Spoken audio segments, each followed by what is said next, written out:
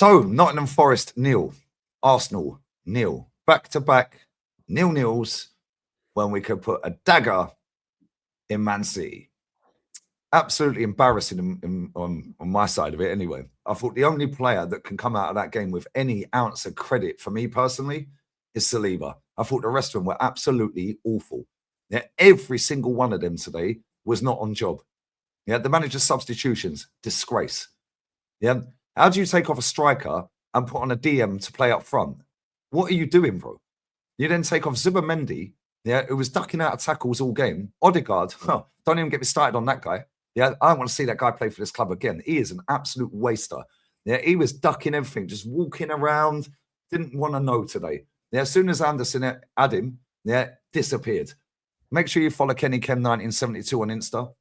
Yeah, Madueke still not got a league goal this season, by the way. Yeah, awful. Yeah, absolutely awful. Ben White at one point in that game was telling him, cross the ball, mates. Yeah, Declan at the end of the game was caught on camera. I clocked it. Matty's recorded it. Bless. Saying effing, yeah, every effing time. Yeah, he's had enough. He was round with AirPod Albert the other day in the tunnel. Gyokeres is pushing Saka out the way. Yeah, Ben White and Gyokeres on Sky last week. Yeah, then you see Ben White again today telling Nonny, cross the effing ball.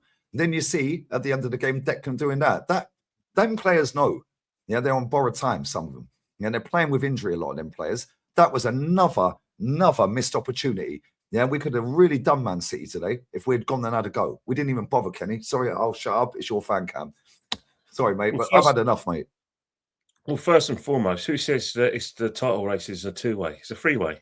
If Everton gets smashed by Aston Villa, they'll make themselves difficult to beat. But if Villa win, it's us between Arsenal and Aston Villa. Man City are out of this title race for the foreseeable future for the time being. You know, they didn't beat it. They didn't beat Chelsea. They struggled to break them down. Sunderland, gave them a chasing. They couldn't break them down either. And they nearly lost against Brighton. Who thought that, that they were going to go Old Trafford and take the piss with a new manager? The fact is that we should be watching Aston Villa. And let's talk about Arsenal. Let's deal with the facts. Fact one, we played Nottingham Forest's full team. Unlike on Wednesday when we played Chelsea, we played their juniors. That's why we looked amazing in certain aspects. And that's why Chelsea had nothing to lose in certain aspects, because the Chelsea coach knew he couldn't overplay some of his players. He was going to save them for the league game and something which he thinks is probably more important at the time, the Champions League game, where they can get in the last eight, which is crucial for Chelsea. Don't get me wrong, they'll be strong when they play us in 3 weeks' time. And they'll be more organised and it'll be a different game. Let's talk about the game today. Fact one, when you're utilising certain players, including number 9, just remember his performance against Chelsea was a rarity, not the norm. You could say that he didn't get a service here and there, and you could say that Nonny didn't put a cross in, but Ben White did try to. Well, at the time when he had that chance, his lack of pace was telling then. Murillo 60-40 in Gyokeres' favour. Murillo caught up with him. He got hooked, rightly so, because his normal performances up top surfaced today. Then we look at Martin Odegaard, pathetic. Darren Fletcher had the audacity to say that Martin Odegaard has been excellent since he's come on. What games are you watching, Darren? Can you tell me which game he's been excellent in? He's had good moments in certain games, in certain halves of football, but overall he's been poor. Again, when the going gets tough and it gets physical, Martin is nowhere to be seen. Oh, he'll press. Oh, he'll try and find put the throwing passes in. But when it gets tight and physical and the big men want to put their foot in, off you go, Martin. I've now got to think about my World Cup. No, don't hurt me. Please don't hurt me. I've been injured 3 times. Please don't hurt me. Rightly taken off. Marino comes on, gives us a more physical edge than we needed, but at the end of the day, not good enough. Madueke got his chance. Not great. He spent more time to be honest, he spent more time, defending against Callum Hudson-Odoi. And then let's look at Zubimendi. Zubimendi running around like Zebedee out of the Magic Roundabout doing sweet FA. But now let's talk about Nottingham Forest and what they did well. Nottingham Forest were organised. They kept the ball very well when they were in attacking areas, and they did try to push us back. The common denominator with Arsenal, they struggle against teams who've got the 3 ingredients in football: physically strong, good on the ball, keep the ball well, and organised. If we play against a team that's got all 3, we've got no chance of beating them. We'll get a point. We'll make ourselves to beat, but we won't beat them. Just like Liverpool 9 days ago, same situation. Team that is physically big, good on the ball, and organised. We will not be breaking them down. And that's where Arsenal have still got a lot of work to do. We try to do the set pieces, not good enough. Now, in saying all of that, Martinelli, what were you thinking of, mate? You've got to put that away. What are you thinking of? And then Saka did really well to put that header in. Good save by Sells. I'll give him that. And there were times when he did more than Martin, did more than Madueke, and did get some crosses in, but too predictable. That's where Arsenal failed today. We were too predictable. 300 bags a week. 80 minutes. Not a Forest who just could have lit up a cigar. The only instant where Forest might have panicked is when I'm hearing people saying that it was a penalty by Orellana. For me, I think it touched the chest and the arm. That's my opinion. Maybe I got it wrong. Maybe look at another angle. But we're relying on that to win a football match when we got problems. Thank Godly that we are 7 points ahead of the Man City, and that Man City are faltering.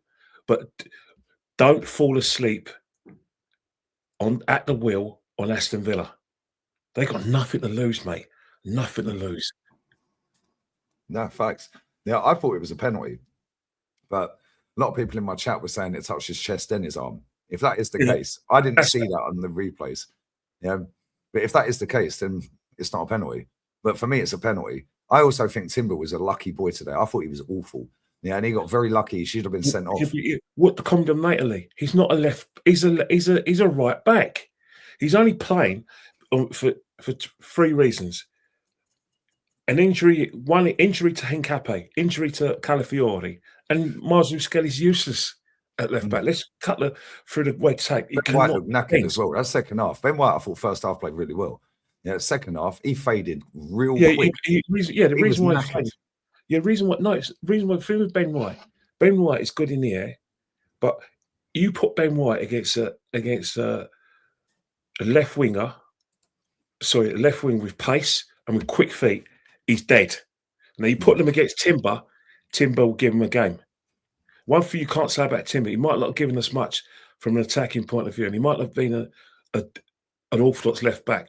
At least when against Ndoye, Sir Hudson-Odoi, he did have a go with him and go toe to toe. Yeah, he made a few mistakes, because I don't care what anyone says.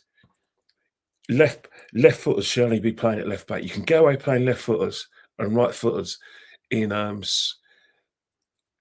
orthodox forward positions or the wings, but as fullbacks, no way. Because really and truly, you've got to be on the right side when they're trying to cut in or trying to getting the crosses off on their best side. And I still think that Timber is struggling there, just like he struggles in defence, because it's not his position anymore. He's no longer a left back. He never was in the first place anyway. It was a myth from our fans, stupid fans who know nothing about football, just get excited by highlight reels saying he's a left back. And he's not a centre half. For a start, he's too small. Until he gets on the wrong side, he's now a world-class right back. And the sooner we get him out there, a bit better. And the sooner Calafiori comes back from injury, or Hincapié comes back from injury, the better. Because Benjamin White, his performance at Stamford Bridge is a rarity. It's not the norm. And that's why we're struggling in certain games, because certain players are out of form and certain players are showing their true colours. Sorry for the stuttering, but Gyokeres showed his true colours today. A lot of them did. A lot of them. I'm going one by one. Martinelli showed his true colours today. Trossard as well. Odegaard showed his true colours as well. Trossard, when he came on, was a waste of time. He spent more time defending than trying to be a nuisance to actually play. Saka started well. I thought he was awful as well. Yeah, but he starts well, but he fades. So many touches, Kenny. He touched the ball 9 times at one point and passed it backwards. Across the ball. Our goalkeeper was standing on the ball for 45 seconds, taking a free kick when we need a goal. There were a couple of good crosses he put with his right foot, but again, no one's in there.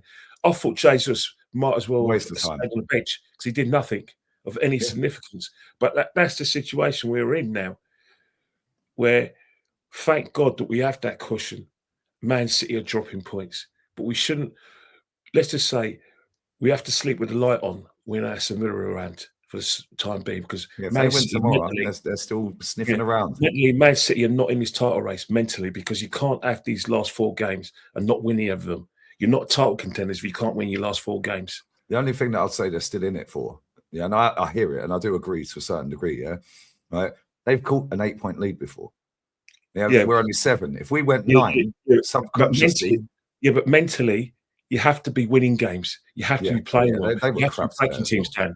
Because if you're doing all those disciplines, winning games, breaking teams down, and you've got a 7-point gap, you have belief that you can go and overall Arsenal, no matter how well they're playing, how badly they're going to play. You know that if they make a mistake, you can pounce. But if you don't win your last 4 games and you don't score, and you only score, was it 2 goals?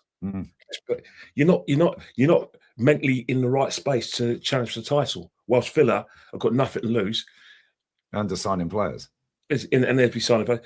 You can sign Semenyo all you like. You can sign as many attacking players you want. But if you can't break teams down and you don't run, you're not winning no title. So it's Arsenal to lose. And they're doing a good job of losing it. Doing a good job of losing. Facts. Listen, bless up always, man. I'll see you Monday for the podcast. Have a nice weekend. We can't wait for that, innit? We can't wait for the podcast. And obviously we have... We've got a lot to cover. Yeah, man. Listen, have a lovely weekend. Always appreciate it, mate. I'll share your Insta post in a minute. KennyKen1972 on Insta.